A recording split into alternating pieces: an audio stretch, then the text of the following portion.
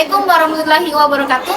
Perkenalkan, kami dari kelompok 5 akan menjelaskan materi tentang peristiwa sekitar proklamasi kemerdekaan Indonesia yang akan dibawakan oleh Saudari Reski Putri Ramadhani. Baiklah, saya akan menjelaskan poin pertama, yaitu kekalahan Jepang dalam Perang Asia Timur Raya atau Perang Pasifik. Perang Pasifik atau Perang Asia Timur Raya antara Jepang dan Sekutu berakhir dengan kekalahan Jepang. Perjanjian penyerahan Jepang kepada Sekutu ditandatangani secara resmi di atas kapal Missouri pada tanggal 2 September 1945 dengan wakil Sekutu Jenderal Douglas MacArthur dan wakil Jepang Menteri Luar Negeri Mamoru Shigemitsu.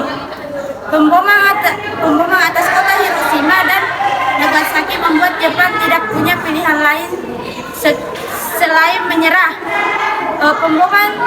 Pemboman itu dapat dikatakan sebagai puncak operasi pihak Sekutu, seperti layaknya permainan catur. Jepang disekap mati menggunakan bom atom. Sebelumnya, bidak-bidak catur lain dari pihak Sekutu seperti operasi kapal-kapal selam dan penyebaran ranjau di lepas pantai Jepang telah menghancurkan sebagian besar armada dagang Jepang. Hal itu ditambah lagi dengan pemboman Sekutu atas kawasan-kawasan industri strategis di Jepang, termasuk industri galangan kapal. Baiklah, poin yang kedua yaitu perbedaan pendapat tentang proklamasi kemerdekaan dan peristiwa Rengas Dengklok. Pada tanggal 1 Maret 1945, Panglima Tentara Jepang di Jawa, Lejen Kumakichi Harada, mengumumkan dibentuknya sebuah badan atau lembaga untuk mempersiapkan kemerdekaan yang disebut BPUPKI atau Badan Penyelidik Usaha-Usaha Persiapan Kemerdekaan Indonesia. Lembaga tersebut disahkan pada tanggal 29 April 1945 yang bertepatan dengan hari ulang tahun Kaisar Hirohito. Sehari setelah pemboman Sekutu atas kota Hiroshima, yaitu tanggal 17 Agustus 1945. BPUPKI diganti dengan PPKI atau Panitia Persiapan Kemerdekaan Indonesia.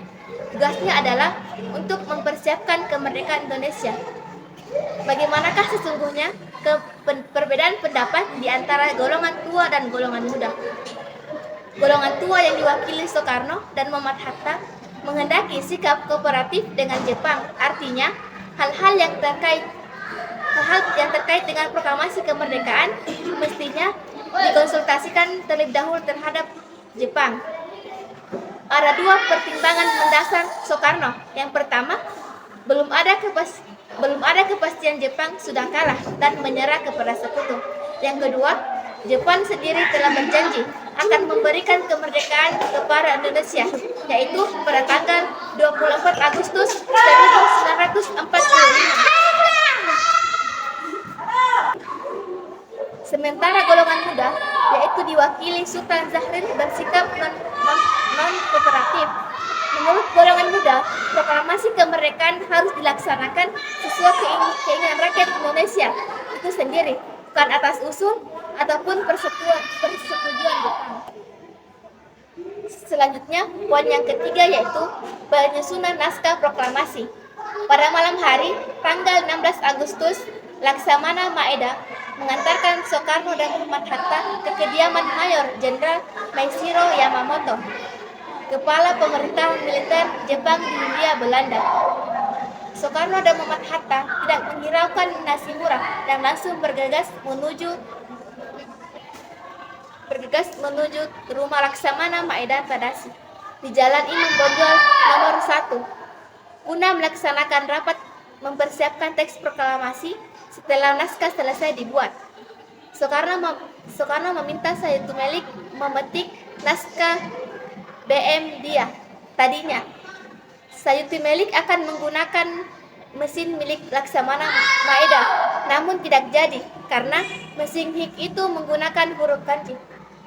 Naskah yang telah dikutik kemudian dibubuhi tanda tangan. Soekarno menyarankan agar semua tokoh yang hadir dapat membubuhkan tanda tangan.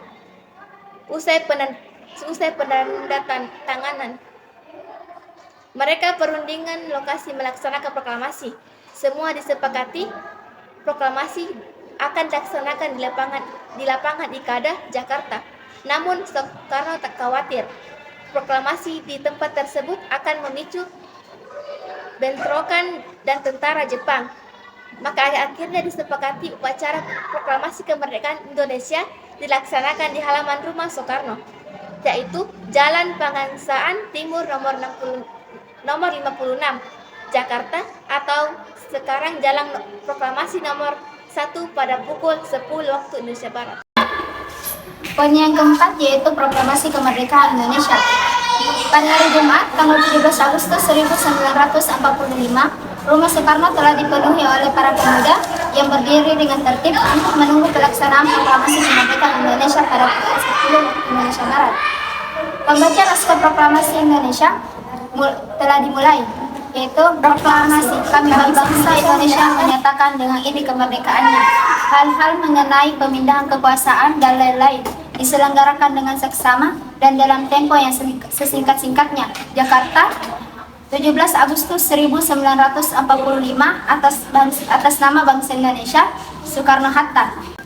Poin yang kelima yaitu penyebaran berita proklamasi.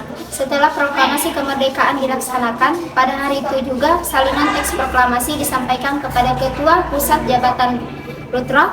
Ia mendapatkan berita dari wartawan yang bernama Syahruddin. Baiklah, itulah tadi materi yang dapat kami jelaskan. Wabillahi taufiq wal hidayah. Wassalamualaikum warahmatullahi wabarakatuh.